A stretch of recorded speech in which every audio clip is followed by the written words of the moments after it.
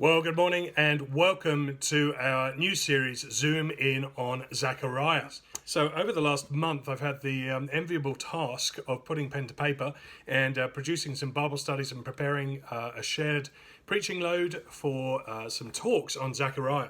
I'm very thankful to have been accompanied on my journey by three fine authors, one of whom is Michael Stead, and here is his commentary on Zechariah, The Lord Returns. He's written a PhD on intertextuality, which looks at other prophetic books and kind of weaves how the Lord, by his Spirit, has spoken through them and Zechariah.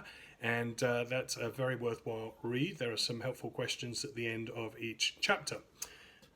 I've been thankful for Barry Webb and his commentary on the message of Zechariah. He has a sterling introduction which gives you an overview of the flavour of the book in terms of its now but not yet prophetic fulfilment. And I was also thankful for Baldwin's commentary in the Tyndale series.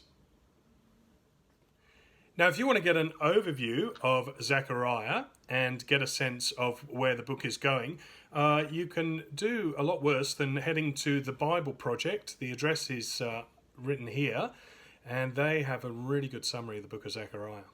So a brief summary of Zechariah and what it's about. Well, Zechariah introduces himself. He's a prophet of God. In the very first verses of chapter 1, he introduces himself by the name Zechariah, which means remembered by God. As a prophet of God, enabled by the Spirit of God, he was empowered to speak the words of God. He was able to speak both by way of forthtelling the truth of who Yahweh is and was, his plans and his purposes for his people.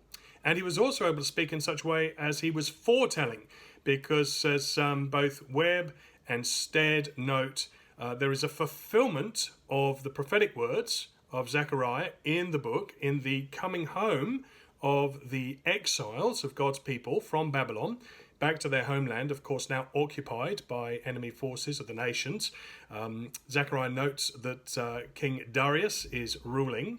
And so there is a fulfillment in that time as they seek to rebuild the temple. But there's also a great looking forward to a time when God's final temple and the final establishment of his people will take place. And of course, that's in the person of Yeshua, Jesus, Messiah, Christ.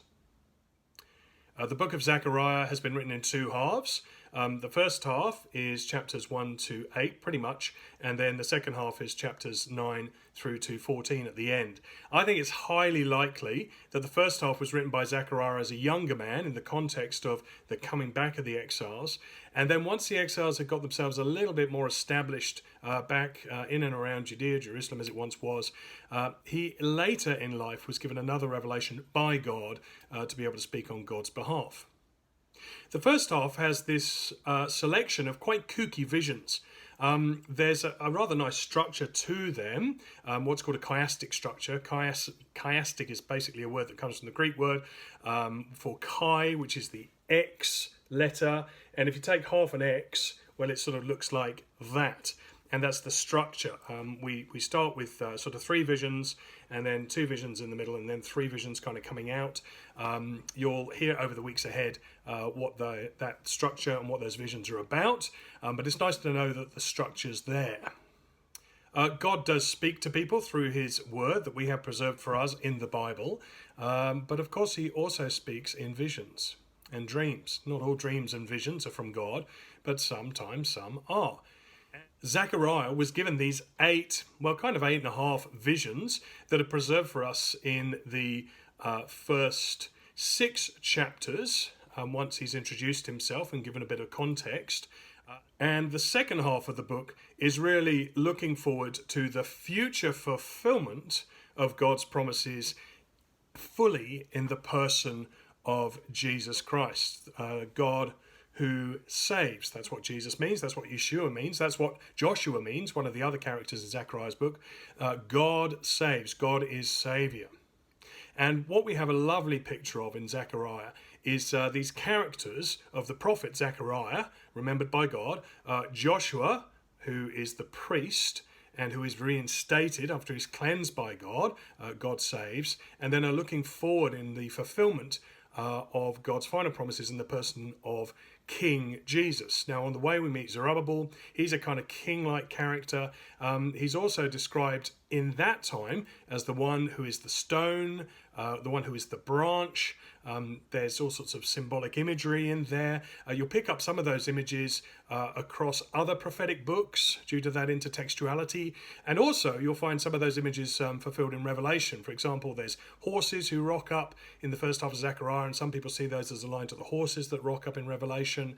There's books, there's stones, there's jewels, there's all sorts of wonderful things to play around with. But at the end of the day, what is Zechariah all about? Well, Zechariah, in summary, is about God fulfilling his promises that he made from the very beginning. The covenant that he set up with Abraham is a continuing covenant.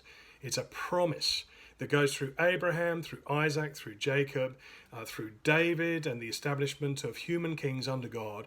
And with this wonderful kind of play-off of prophet, priest, and king, the prophets play their part, the priests play their part, the kings play their part. We finally see all the contours of some fulfillment in Zechariah's time, a generation which is blessed by God, who embrace God in a fresh way, in a way that their ancestors had not, and wore the punishment and the bruising of that broken relationship. But again, always looking forward to the person of God's Son, Jesus, who will fully fulfill those roles of prophet, priest, and king.